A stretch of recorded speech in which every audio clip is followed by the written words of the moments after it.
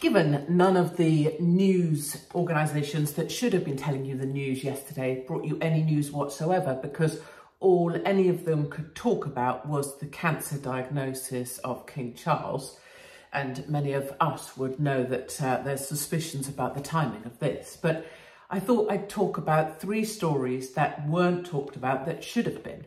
And furthermore, things that the press and the media are being paid not to say. The first up is Abdul Qayyum, the guy that's still on the run, having thrown alkali over a woman and her 2 children in an effort to kill them. Abdul Qayyum is clearly being looked after and hidden by his community.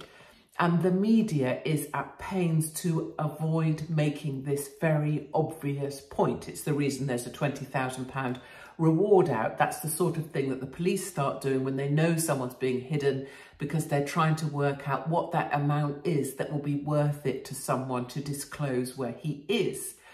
The other thing the media are at great pains not to say is not to draw parallels with other examples of how a Muslim community will hide one of their own. And a good example that I know firsthand in its horror is the Bataclan terrorists. If you remember, they went into that large music venue and just opened fire, and some of the things that went on there beyond that even were truly things that just can't be repeated. But when they had finished maiming and killing people and doing the most hideous of things, they went back to Molenbeek in Belgium. I've spent a lot of time there.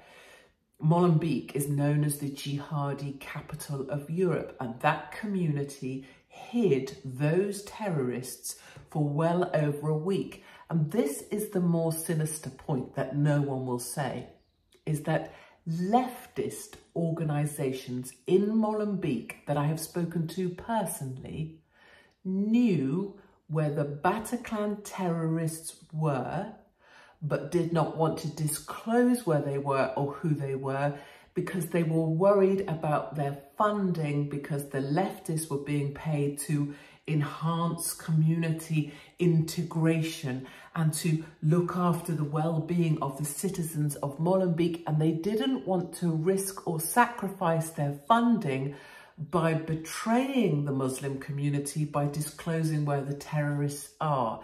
So don't just imagine that these people are hidden by their own community. They're also hidden by people who are dependent on funding or votes from that community. And I know that firsthand.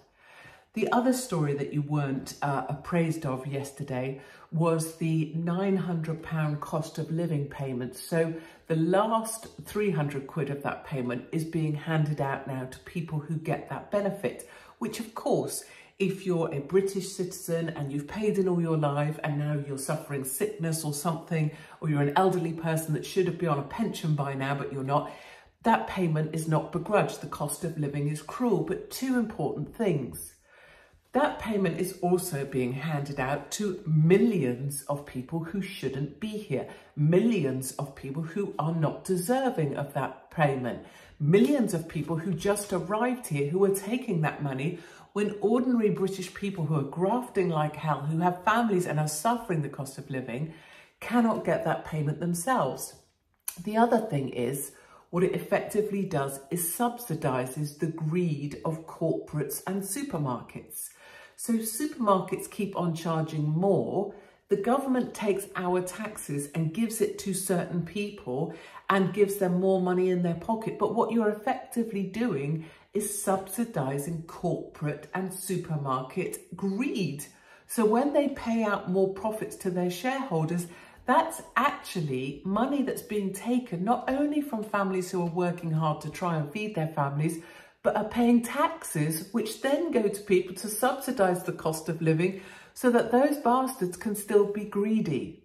It's a kind of long-winded argument, but it makes no economic sense whatsoever to just hand out cash, especially at a time when we don't even know who's in our country, and more people than ever are claiming benefits at a time when there are maximum job vacancies available.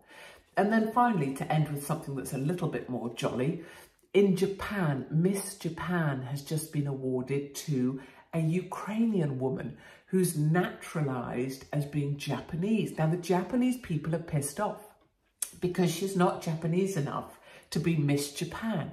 Then she's also Ukrainian, tick all the boxes, but it turns out she's been banging a married man. Now, who am I to point the finger of blame for that offence? But it's not a very Japanese thing to do.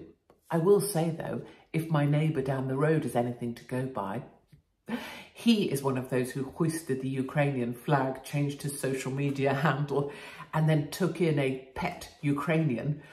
He's now going through a divorce. So it is quite a Ukrainian thing to do, I think, just to bang married men. Either way, the Japanese aren't very happy about it. And Miss Japan, the Ukrainian, has had to hand back in her crown. That's the news, I think, that should have been talked about yesterday that wasn't talked about because all anyone could talk about was the King's got cancer. And of course, we wish all his family well. Finally, this may be the thing that brings Prince Harry to his senses and makes him see that actually family matters more than some Doris that came off the caravan trailer trash site and was probably never going to be the right person for you all along. Anyway, that's the news you should have had yesterday, brought to you by me, Katie Hopkins.